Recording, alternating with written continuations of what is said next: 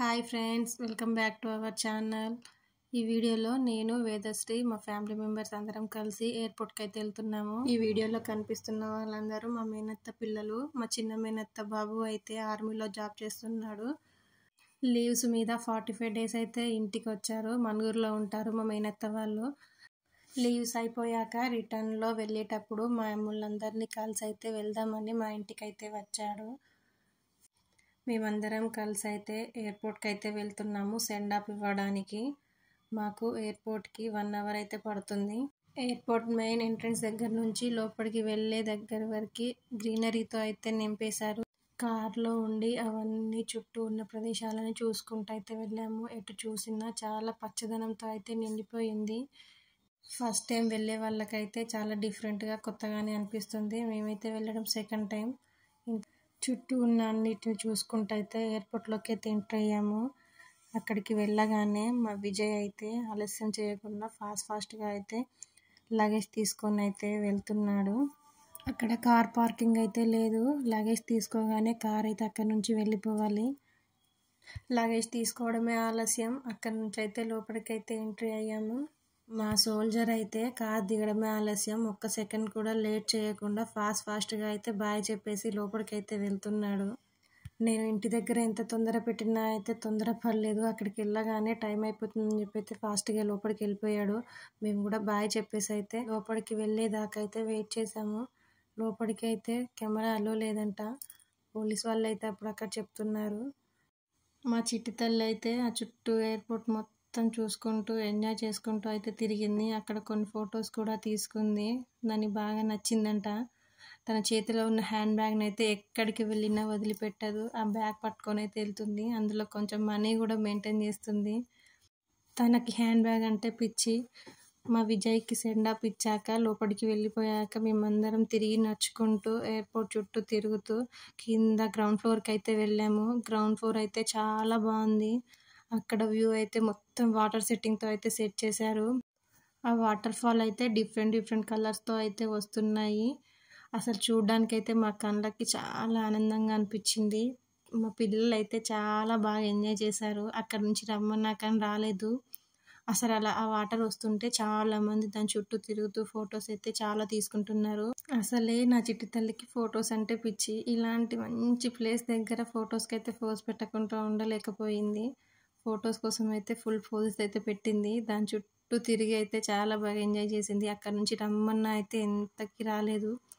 అక్కడ ఆ వాటర్ అలా కలర్ఫుల్గా డిజైన్గా వస్తుంటే చాలా ఎంజాయ్ చేస్తూ అయితే చూసింది. చాలాసేపు తర్వాత అయితే అక్కడి నుంచి అయితే మళ్ళీ రిటర్న్ అయ్యాము. ఏది ఏమైనా మాత్రం హ్యాండ్ బ్యాగ్ని అయితే వదిలిపెట్టదు. అలా నడుచుకుంటూ అక్కడి నుంచి వెళ్తూ ఉండగా మాకు ఆ దారిలో కొన్ని షాప్స్ అయితే కనిపించాయి. నా చిట్టి తల్లి కన్నైతే దేని మీదనో పడ్డట్టుంది. నన్నైతే రమ్మని పిలుస్తుంది. షాప్ దగ్గరికి వెళ్దాం రా మమ్మీ అని.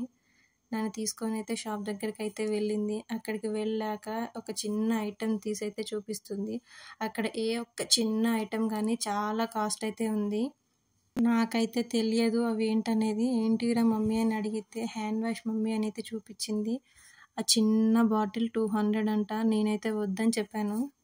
నేను ఎంత నో చెప్పినా నాకైతే కావాలని అయితే పట్టింది. కానీ లాస్ట్కి నేనైతే అదైతే కొనివ్వలేదు. అది దేనికి యూజ్ అవ్వదని చెప్పేసి జస్ట్ వాటర్లో వేయగానే హ్యాండ్ వాష్ లాగా యూజ్ చేసుకొని పడేయాల్సి వస్తుంది, గుర్తుండదు అని చెప్పేసి నేను వేరే టాయ్ కొనిస్తానని అయితే వేరే చిన్న టాయ్ని అయితే కొనిచ్చాను. మేము అక్కడ అంత దూరం వెళ్తే మాకు ఎక్కడో ఒక ఏరోప్లేన్ అయితే కనిపించలేదు. మా పాప చాలా డిసప్పాయింట్ అయిందని చెప్పేసి నేను చిన్న ఏరోప్లేన్ బొమ్మను అయితే కొనిచ్చాను. ఆ చిన్న దానికి కూడా 150 అయితే తీసుకున్నారు.